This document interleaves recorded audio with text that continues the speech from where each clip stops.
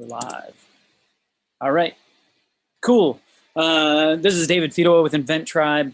I'm here bringing to you one of my very good friends that has created a beautiful product, an amazing product that's changing the lives of people all over the world, all over the US, all over the place.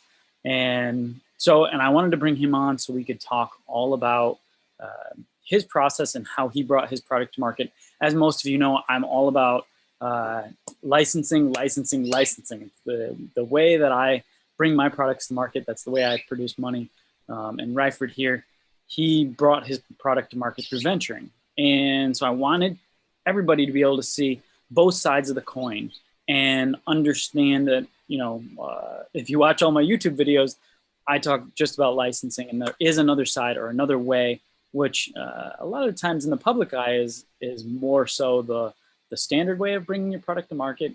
And that's the big reason I wanted to have this conversation, show you guys both sides and show you what Ryford did to basically create this monstrosity, this big, beautiful brand out of nothing. So Ryford, thank you so much for coming on and being a part of this. Well, first of all, thank you, David, for having me here and having me share my journey as as an inventor slash entrepreneur to your audience. And in today's webinar, I'm pretty much talking about how I turn my personal frustrations into millions. Yeah. And then from there, I'm going to just do a walkthrough on how to successfully develop and sell your product to the marketplace. And as you can see, this is my very first product that I invented, my first business.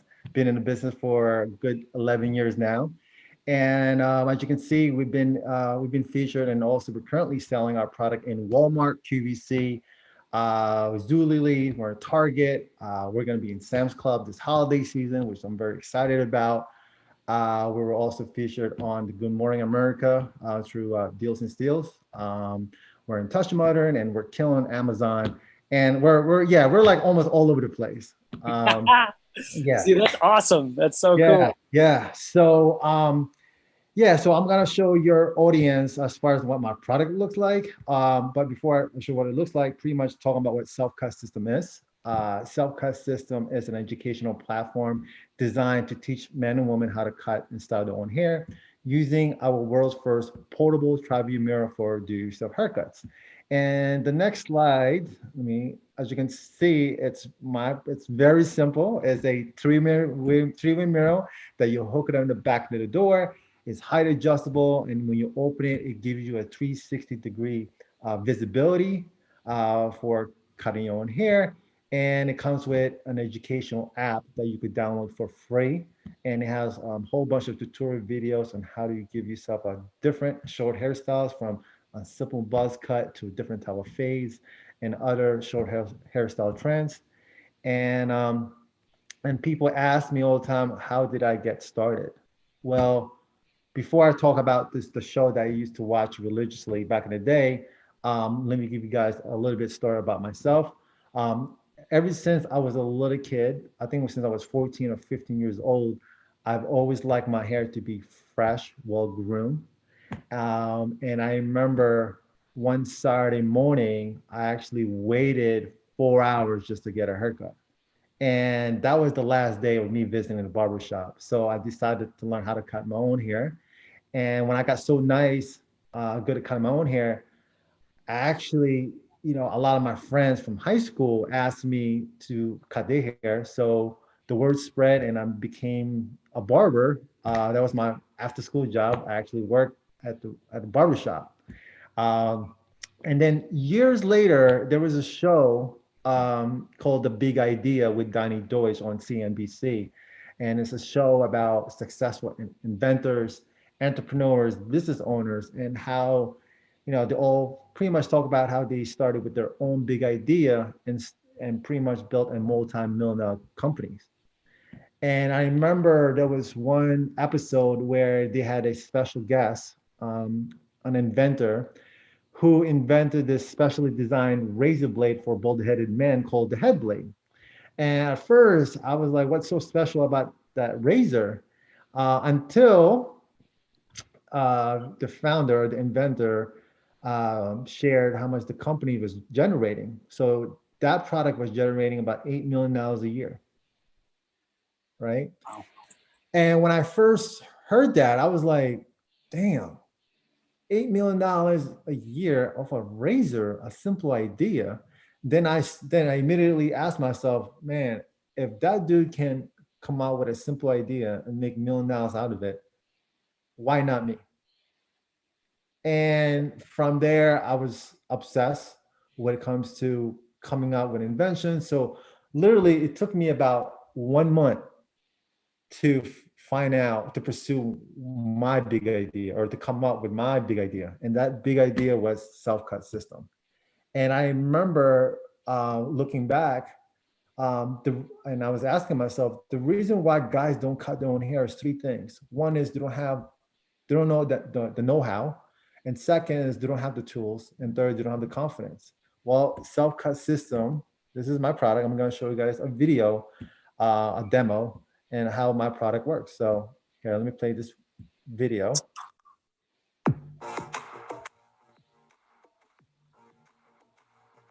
The Self-Cut System app gives you the ability to have all the hair cutting tools you need in the palm of your hand. With the click of a button, you can access easy-to-follow step-by-step tutorials for trendy short hairstyles. Brought to you by our team of professional barbers. Our tutorials will make it super easy for you to learn how to cut your hair like a pro.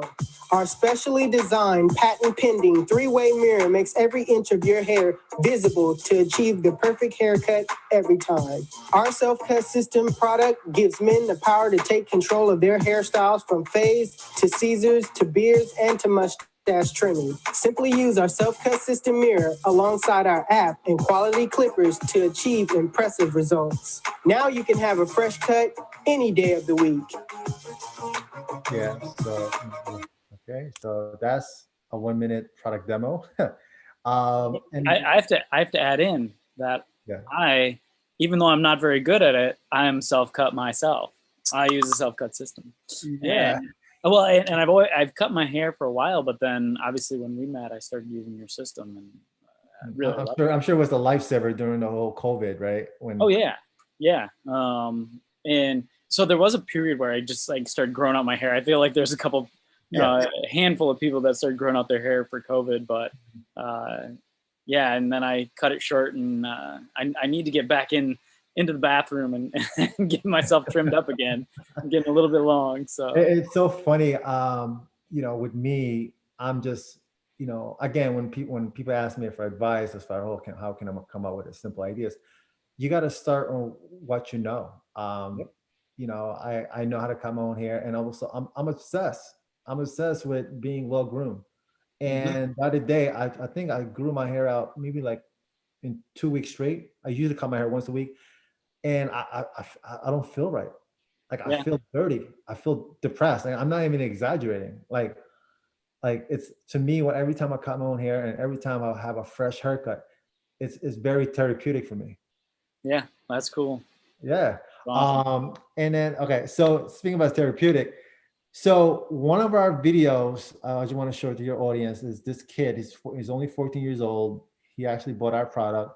And what's so special about this video is that it actually was one of our viral videos. This had about close to like over 5 million views. Wow. So I'll give you guys a quick play here. Oh.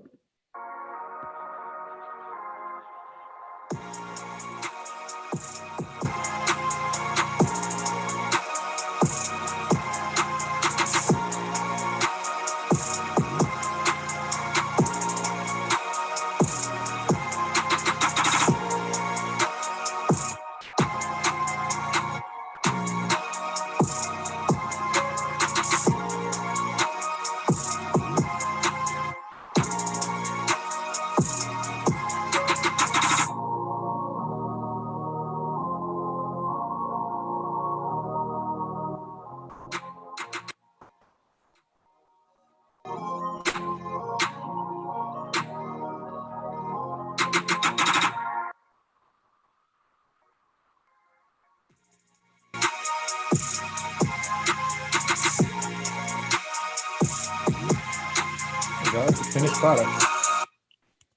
So what's so great about this video is that a few things. One, he's only 14 years old. I was gonna say that's the first thing. 14. He did a full haircut in 1 minute. Well, you know, he broke it down how he cut his hair, which takes about 15, 20 minutes with the self-cut system, obviously. And just kind of give them a simple steps on how to go, you know, on how to do it. So yeah, so this was what, back in 2015, I believe. So this is one of like viral videos that we had. And also I'm saying the best for last as far as videos goes. So every year we had, you know, we're part of this Barber Expo event where we have it in Connecticut. This year we're going to have it in Mohegan Sun Casino. So every year we have a self-cut competition, and we have about 15, 20 contestants from all over the world that come to this event and pretty much, you know, compete who can give themselves the best haircut using our product. So this was back in, I believe, 2017. Here you go. What's up, guys? This is Right for the Stores. What's up, guys? This is Right for the Stores, the CEO and founder of Self-Cut System. We're here at the CT Barber Expo event, where we're going to host the biggest self-cut battle in the world here in Hartford, Connecticut. So come with me and experience the self-cut revolution.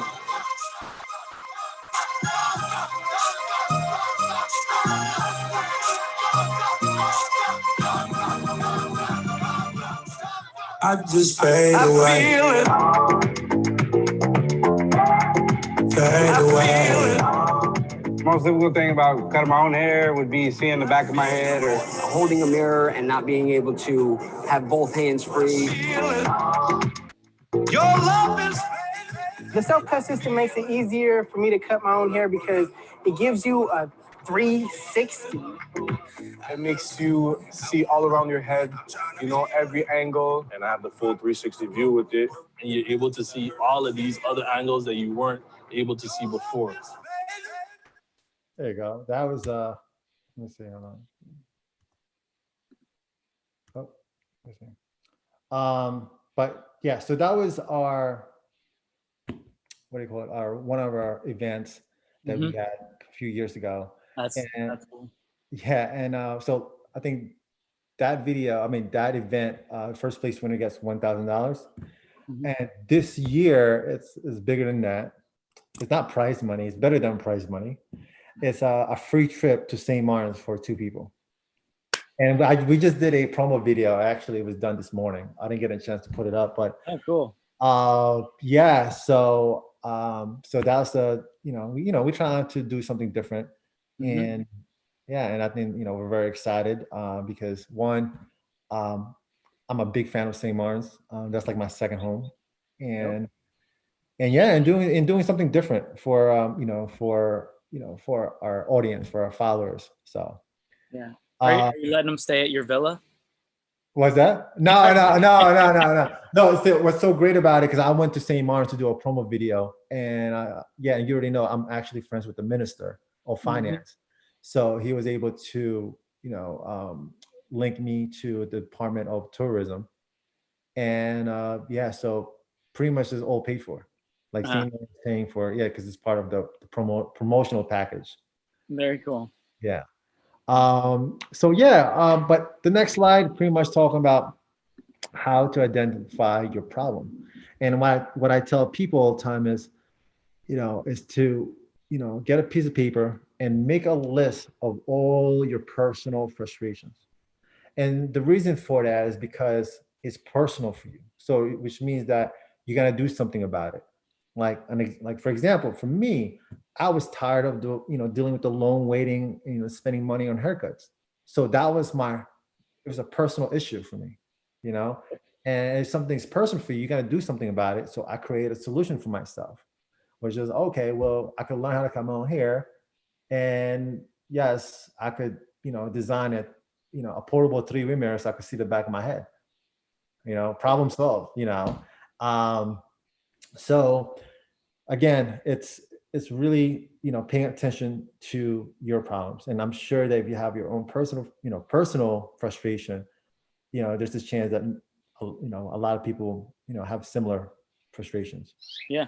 And like when I was a bartender, I did a no foam beer pitcher, right? It cured a personal problem.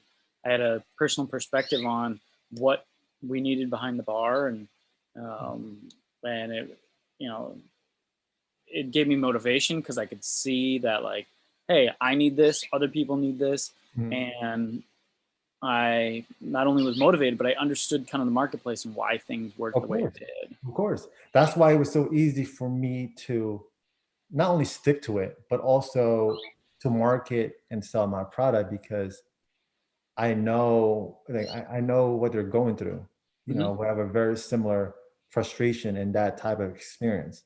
You know, like, for example, if I took the razor from Headblade, I will not be motivated enough to sell it or to make it, because I don't have any personal relations with, you know, me being bold. And you're not razoring your head. Yeah. So again, I tell people all the time, you have to really, you know, go and pay attention to your own personal frustrations.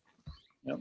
And then once you identify your problem, then, you know, obviously you have your solution, and then the rest is history if you do it the right way. But all right, so the next slide is, here are the top 6 inventions. Hold on, let me see. Can I move this thing? Hold on. My thing is there we go. Here are the top 6 inventions that inspired me along the way since I started my, my inventor's journey. Like what I said earlier, Headblade, as you can see, is a razor without the handle stick, like the Gillette stick. And you pretty much, what you do is you just put it through your finger and you slide it this way. That's it. $8 million a year. And I'm sure you're familiar with Spanx by Sarah Blakely. It's a woman's undergarments worth over $1 billion. Guys, it's a pantyhose for $1 billion. Come on. My pillow. Guys, like, this dude created a pillow.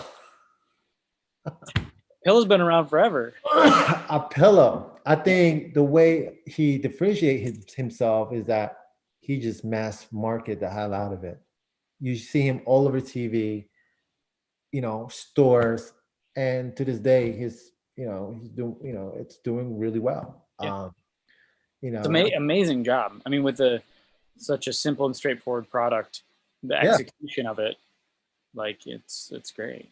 Yeah, because like, if there's, and then Flowbee, I'm sure is a self-hair cutting vacuum machine. So it has a clipper attaches to a vacuum, and then what it does is sucks your hair instead of the hair falling off on the floor. Well, you and I guess would date ourselves by knowing what Flowbee is. Yeah, I know, right?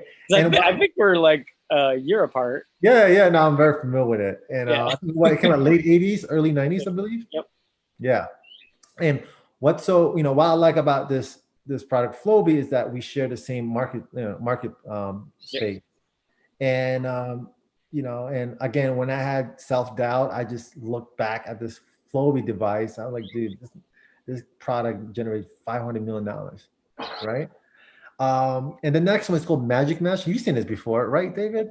Oh, yeah. Yeah, it's like a magnetic curtain, like it kind of closes. So instead of you opening or closing the door, your balcony door, you could leave it open and then just go straight through it, and then you don't have to worry about closing the door. It closes by itself through the magnetic device that they have. And this product generated over $80 million in sales. And then GripGo is a cell phone holder that sticks to, I believe, to like a window, like a car mount. This generated over $30 million in sales. So as you can see, all these topic 6 inventions are very, very simple. If this doesn't motivate you to come out with your big idea, I don't know what we're gonna say, guys. Because listen, like, again, for me, a 3-way mirror, generated millions of dollars. It can get better than that. So yeah, and I mean, it's your self-cut system. It's simple, right? It's not like you invented the mirror. No. It's a simple, straightforward solution to a common problem. And Yeah. so it's, you know, it fits that mold, and I love it. Yeah. And also the other thing too, like, like when you're pursuing your, let's say, you have come up with your big idea and you're pursuing it, don't quit your day job, Mm. For me, my inspiration, or, what really, motivates me is, listen, I'm a money guy. I'm being straightforward. If I have the opportunity to make millions of dollars, I'll do whatever it takes. Shoot, I'll become a doctor if I have to, but it's not my thing. It's not my forte, right? But when it comes to coming up with a simple idea, manufacturing, marketing, selling it, to me, it's worthwhile doing it. Yep. Rather than settling for an average salary, 50, 60,000, 70,000. That's cool, but if you want something, if you want more in life, why not go all out and pursue your dreams and pursue your big idea? Mm-hmm. Yep. All right. The next slide. Okay, so here is the product development. Here are the steps. Hey, David, correct. You could feel free if I'm missing anything. If you have any questions about like the steps that I have here. Yeah. So the very first step when it comes to product development is you must need to have an idea. Yes, you can come up with 5, 10, 20. I'm talking about venturing. I'm not talking about licensing, venturing. So let's say you come up with, your first 10 ideas, you need to only choose one idea that you're going to venture out, because that requires time and money, because when it comes to licensing, you don't really need a lot of money, but when it comes to venturing, you need some money in place. And then 2 is do your homework. Is there, is your idea, is it already out there? Is it maybe something that's, similar to it? And maybe it's just a little bit different, like for example, my 3-wheel Camaro, I didn't invent that.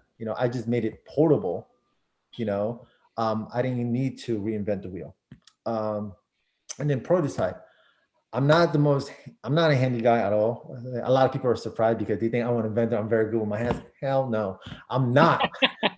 Dude, I am not handy at all. I'm not, man. I am not. Wait, do you change your own light bulbs? Yeah, of course. Yeah. Okay. There's a line where it's like, not handy, man. I'm creative, but I could find somebody to like make it for me, But I'm not handy whatsoever, man. That's not me. But there's always the spectrum. It's like, can you fix your own refrigerator, like AC units, or like you can't change your own light bulbs? It's like, where are you? You can't change your own light bulbs. Then... No, yeah. I definitely could change the light bulbs. All right. Yeah, and AC, I have to call. I have to custom light bulb. Yeah, me too, for sure. But the prototype, as far as like, the things I went through, it took me literally 2 years to have a final prototype. And a final prototype. I actually found one. Well, I had my prototype built overseas and in Asia, and just to realize, I just realized that I did a lot of legwork just to get my prototype to the way I wanted it. Because once you have your prototype, then okay, and it works. You number 4, you got to test your idea. Then you can start doing the whole mass production. Yep. Which I'm going to talk about a little bit later. And then once your idea, once you test the idea, then you got to apply for intellectual property. And obviously, David and I were very aware of the whole process. Apply for a provisional patent, PA, and then from there, once also trademark your name. That's very important. And let me ask David, which was more important, trademark or patent? I personally feel trademark is stronger. Yeah, no, yeah. Me too. Yeah, because one is easier to to get, and it's cheaper to and it's more defensible. Yeah, it's more defensible. And so it's and as you're moving through the process, like licensing or venturing, having an intellectual property strategy it's difficult when you get started because you don't necessarily know a lot about intellectual property, right? And so it's hard to know the rules to the game. And so you have to just do certain things early on, like filing PPAs, doing common law trademarks. Some of these things are inexpensive ways that later on down the road you have the ability to get full trademarks, to get full patents. But it's these little steps that secure your spot in line or a spot in time that you can still protect yourself. Yeah. Again, the PPA, is the first step to do, and then from there, because we got 1 year, to test out your idea, and then after your 1 year is up, then you got to make a business decision whether or not you're gonna apply for a non-provisional patent or a design patent. For me, knowing what I know now, I would probably do the PPA, but on top of that, instead of me doing a non-provisional patent, I'll apply for a design patent because it's easier to get. Yep. And so as I'm looking at these steps 1 through 5 align with licensing. So like you would do these steps if you were going to license or venture. Yeah. And then where step number 6 is where we diverge and you take venturing and obviously I take licensing route. So good catch in that. I didn't no, you're right. Wow, okay. I mean it's the perfect split point because in a lot of inventors, at least the ones that I talk to, when they're getting started in their journey, they don't know 100% which path they're going to take. Yeah. And I'm just like, just get started because the first steps are the exact same. Idea, research, prototype. Yeah. Like you're starting to move down the tracks, and then where you diverge is like, do I need capital? If you know what? It's so funny. The first 5, I believe is the easiest. Yeah. And the last one, 6 to left. They are. Wow, you're right. No, literally, that's like a split point. Yep.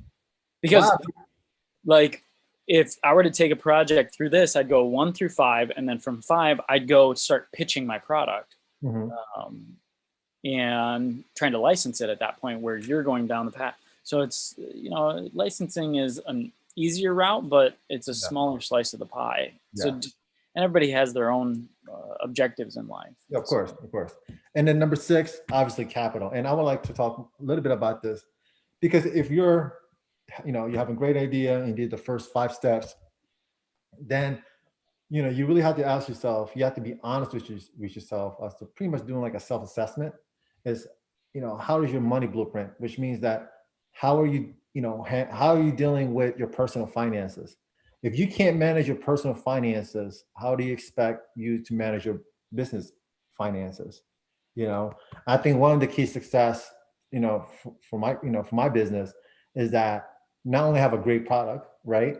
Is that being able to manage my finances like to the T. Like I remember when I first started, I just downgraded all my personal expenses. I went from an iPhone to Boost Mobile.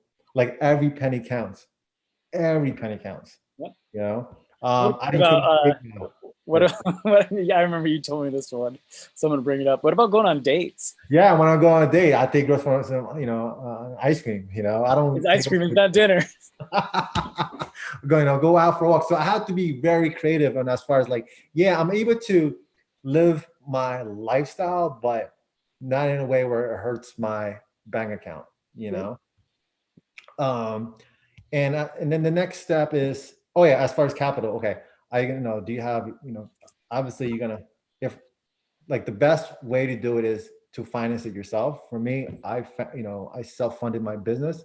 I have no outside investors. I kept it that way for the last 11 years. Legit bootstrap all the way up. Yeah, I bootstrap. Yeah. And now what's so cool is that I'm able to get a line of credit from my bank. Like, it's just like, that's pretty cool. Like 7 figures line of credit at a 5% interest. That's crazy, because like, again, that's like one of the benefits as far as bootstrapping your company is that, when the years pass by, you develop a relationship with your bank and they see you have a track record.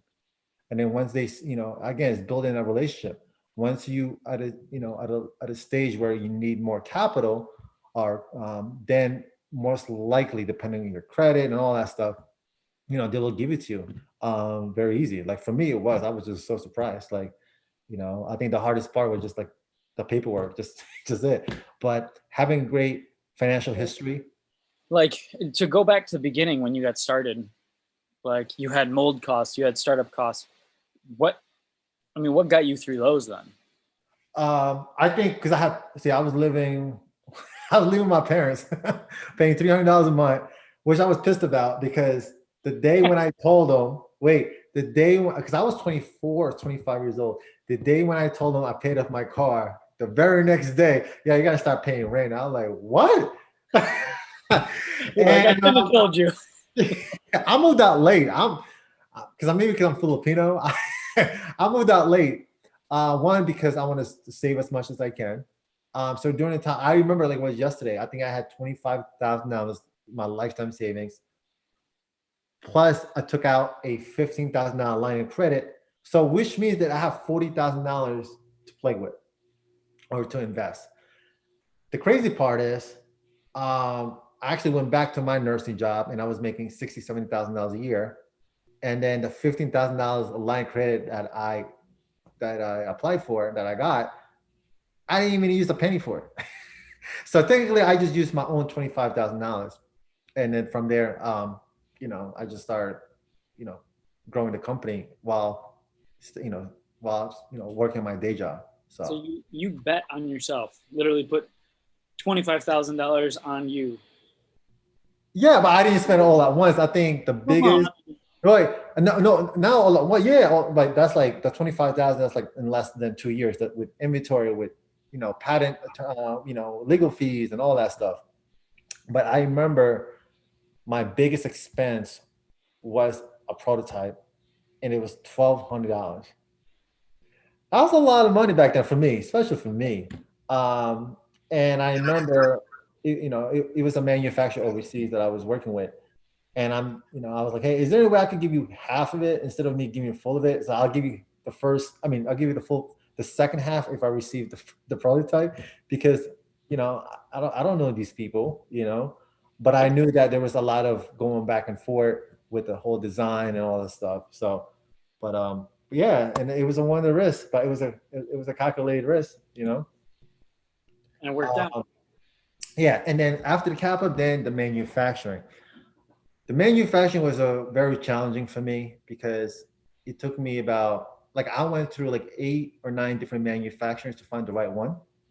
And I remember my first batch of shipment, as soon as I opened the first box and I took out the first unit, my whole entire organs almost fell out of my body, because it wasn't, the quality of the material. They used a different material. So, it looked like a bootleg version of my product. But I was very, I was able to figure it out. I was able to sell it. And yeah, this is where it's going to take you some time, is the manufacturing process. And then step number 8 is the marketing and advertising, which for me, it was easy because I know my audience, I know my customers, I know where, I know how to find them, and yeah, and I know how to market it to them, because I am the target audience. So, yep. So to me, that was the easy part. And number 9, distribution. So again, I've been in business for 11 years. The first 8 years was strictly online. Then I started building my own team to help me get into retail distribution. So now, like what I mentioned before, now we're in Target, we're in Walmart, and it's a great feeling. Just, it's a whole different animal, and thank God I don't really have to take care of the logistics side of it. So I have my best friend who hired to be my COO and my co-founder, and who does everything for me as far as like getting me into retail stores. So that actually helped us grow the company. And number 10. On distribution, I want to go back to the beginning. Mm-hmm. Where did you start selling? I mean, do you just because I know this answer, were you selling on the street? I mean, did you have like? Oh no, obviously I had a kiosk. So you're in the mall. Yeah. So I wanted to hear that story. okay. So back in 2010, it was August. I remember it was my birthday. Yeah. I decided to open a kiosk in my local mall, and it was on a Saturday. Yeah, it was on a Saturday. So I was so confident. I'm like, yeah, I'm gonna have so much foot traffic. I'm gonna sell tons of them. And I remember I had to open up the kiosk from like 11 in the morning all the way to, I believe, no, like 9:30 at night. So from 11 o'clock in the morning to 9:15, um, I didn't have no sales. No Ah, sales. Yeah, I was about to pack my stuff out and just like leave because it was embarrassing, you know. Um, it was embarrassing. I was like, man, I can't sell a mirror. Like this is like a lot of people, it's like, yeah, but like, you think about it. so you were like 2 years in at this point, Yeah, prototyped, manufactured. I've got inventory. You go out to sell it, and you spend 12 hours standing there yeah, peddling your wares On a Saturday, and then on a Saturday. from Tons of people walk by, and nobody wants one. yeah, well, it's not nobody's like I get a lot. Oh, yeah, this is great. I'll think about it. I'll come back. And but from 9:15 to 9:30, 9:15 at night to 9:30, the last 15 minutes, I sold 6. Oh, That kind of gave me my hopes. man, I'd have been crying at home by 9:15. Yeah, because it's like it's it sucks.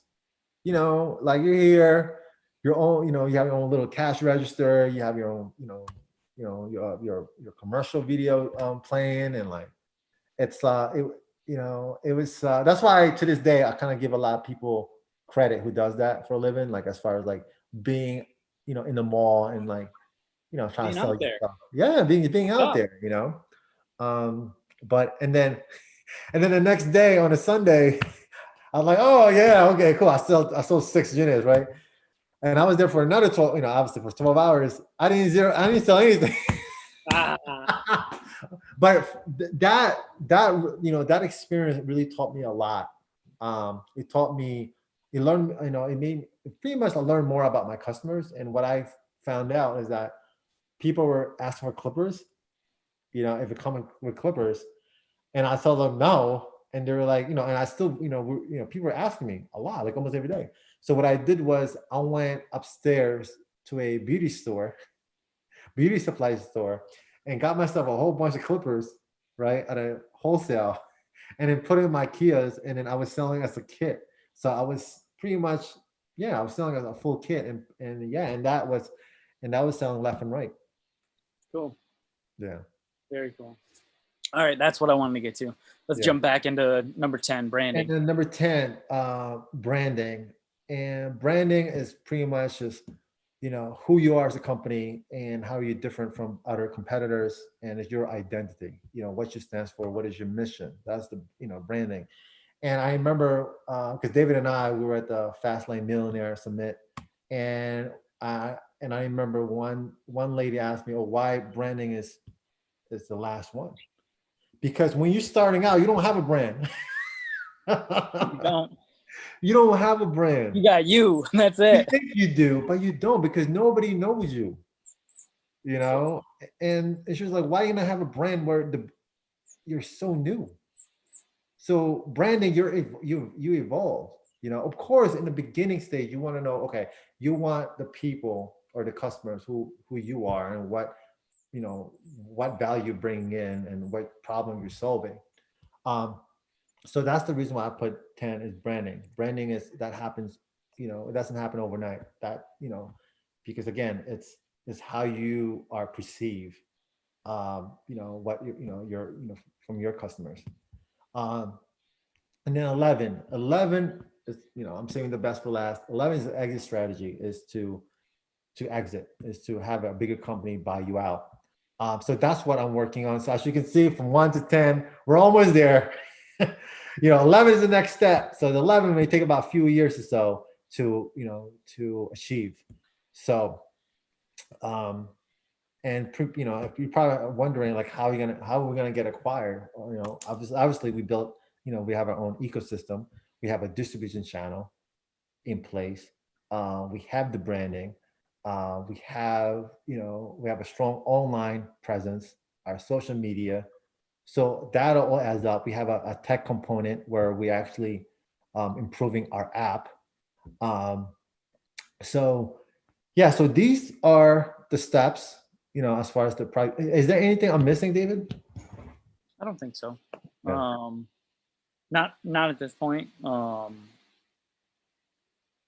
Yeah, no, keep going. Okay, cool. And again, going back to what I said earlier, if you want to, come up with your own big idea, you got to start with what you know. Um, like David and I, we share the same story. When he was a bartender, it was with the jug, the pitcher, right?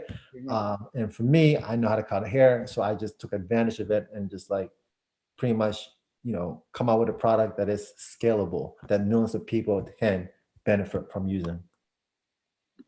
All right, and this is me, mom's basement. My grandma took this picture of me. God bless her. And yeah, so as you can see, I'm very determined. I have my own little whiteboard. My notes. I have, this is my humble beginnings. So one of the cool things I always like these type of like pictures, and when anybody's starting out, everybody has their story, and you don't go and see like people who sold their business for $1 billion say, oh yeah, it was easy, I just started up one day and people started buying it and now I'm a billionaire. Everybody has their hero story. And so like you bootstrapped, you went to the mall, you did these things, right? And that's part of your hero's journey where you got to where you are now. Well, there's other people that they use their story as a reason why they're not successful. And like that's the difference between successful and not, is we all go through the same, not the same, but we all go through issues. And so are you going to make it part of your hero's journey, or are you going to make it part of the reason why you don't succeed? And seeing stuff like this is like, I lived in my mom's basement. I didn't go out on dates unless we went out for ice cream. Like, and so like you were giving things up, you were changing your life to make this, your self-cut system a reality. And that became part of your hero's journey, not part of like you saying here now, like, yeah, this is why I'm not successful, because I didn't want to give up these things. And so that's why I love seeing these type of pictures. And people say like, people ask me all the time, like, what sacrifice did you make? I'm like, what sacrifice? Like, if you look at like, all right, cool. Back then I had like 25K, right? But look at your bank account. You're already sacrificing without you knowing it. So what sacrifice you have to make? Like for me, I'm just very fortunate that like, obviously, I'm not married, don't have kids. So during that time, like I was, and to this day, like, I'm using my time wisely, and like, and also you got to embrace problems. You got to welcome it. Like what they said, poor people avoid problems, and rich people, successful people, they embrace it because they're gonna happen no matter what. Like I'm happy it's happening today, like right, every day. Like something always comes up. So like, listen, I'm giving one good example, right? Sam's Club. All right, cool. I mentioned earlier, we're gonna be Sam's Club this holiday, but I'm going through like some issues right now where, all right, we have to deliver it on time. Okay, so the product is done, the products, right?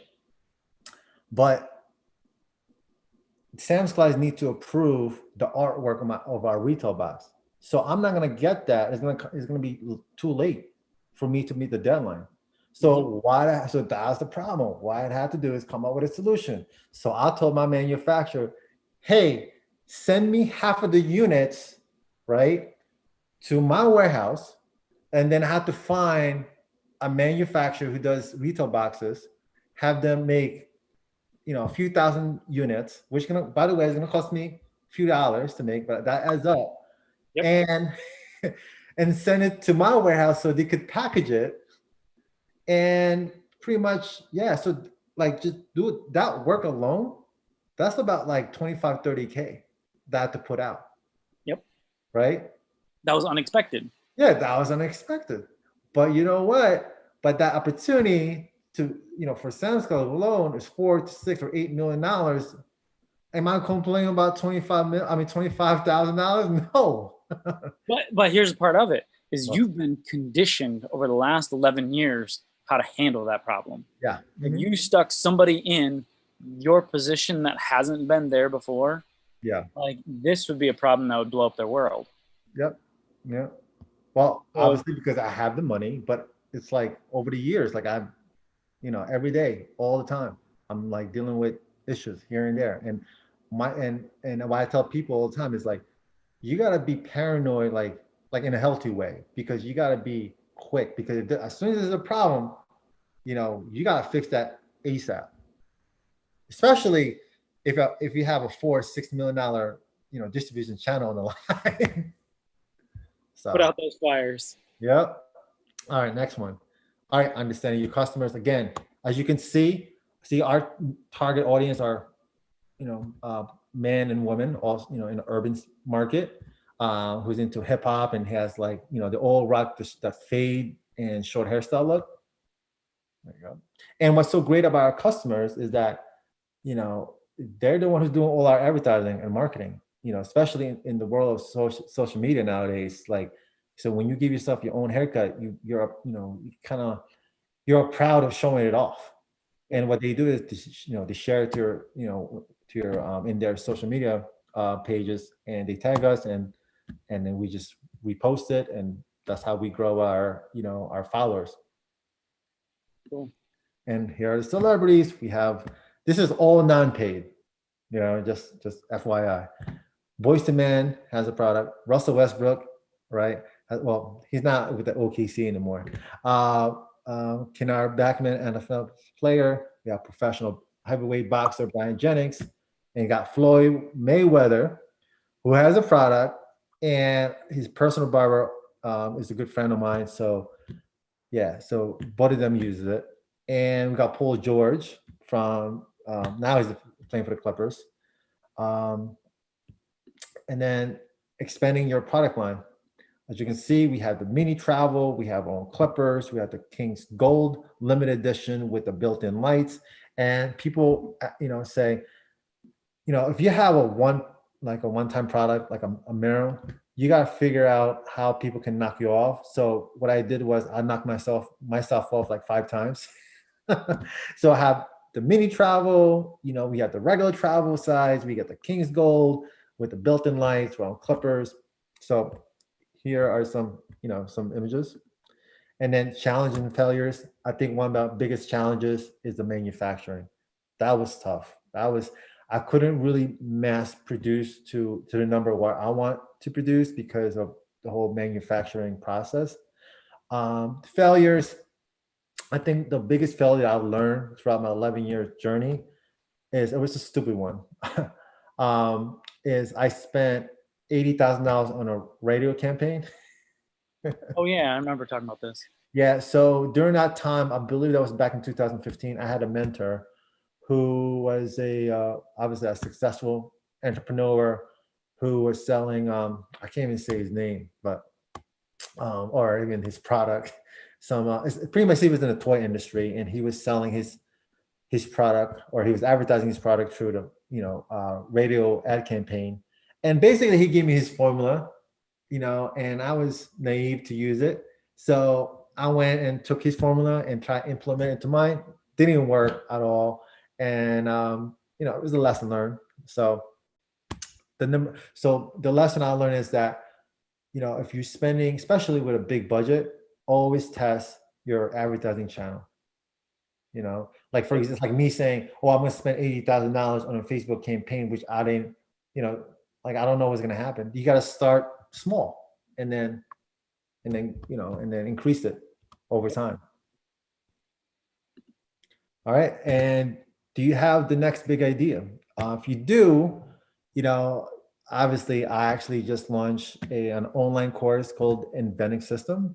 As a course pretty much on how to venture your own product from the idea to marketing to retail.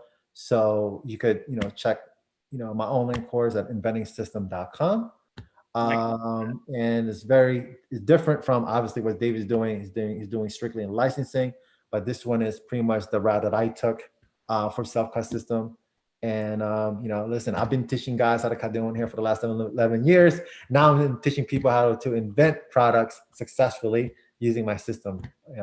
But yeah, and this is me with my Lamborghini 2015 Huracan. I'm not here to show off, but I'm here to show that I'm a proof that, listen, if you really, believe in something, whatever's invention or whatever it is, with consistency and just believing yourself and making the smart and the right business decisions, anything is possible. So thank you for having me here and share my story with you guys. Of course.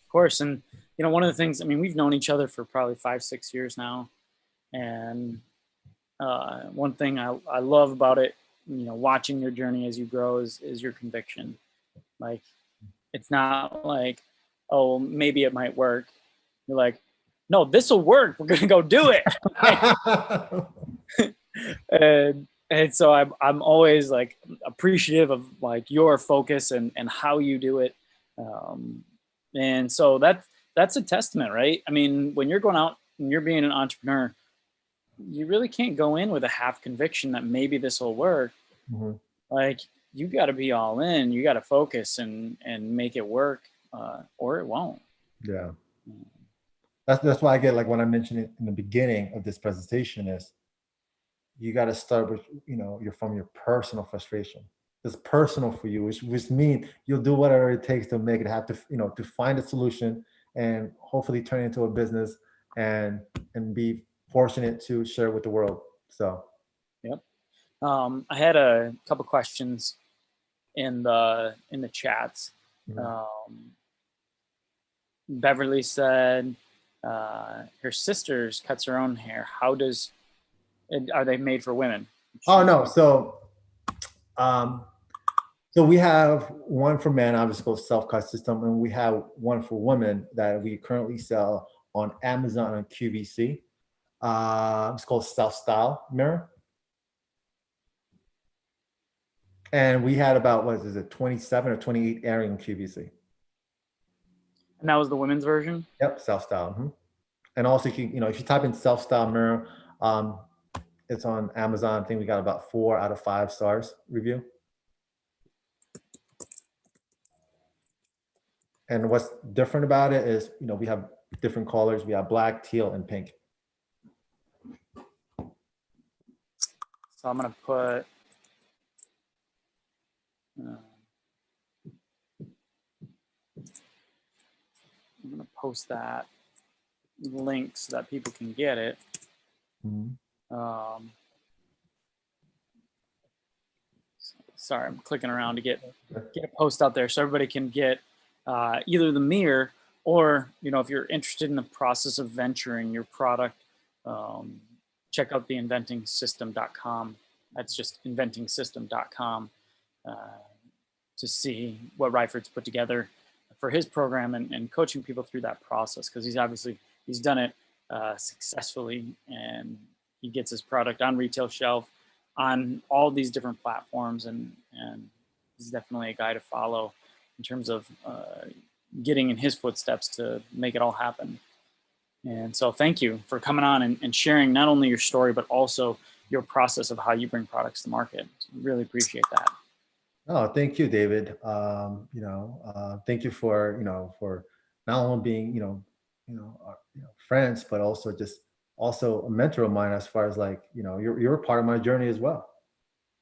Well, thank you. This is the guy, when it comes to licensing, this is the guy to go to, he knows his stuff, he has experience, done it. So, he's the real deal. I appreciate that. Yeah.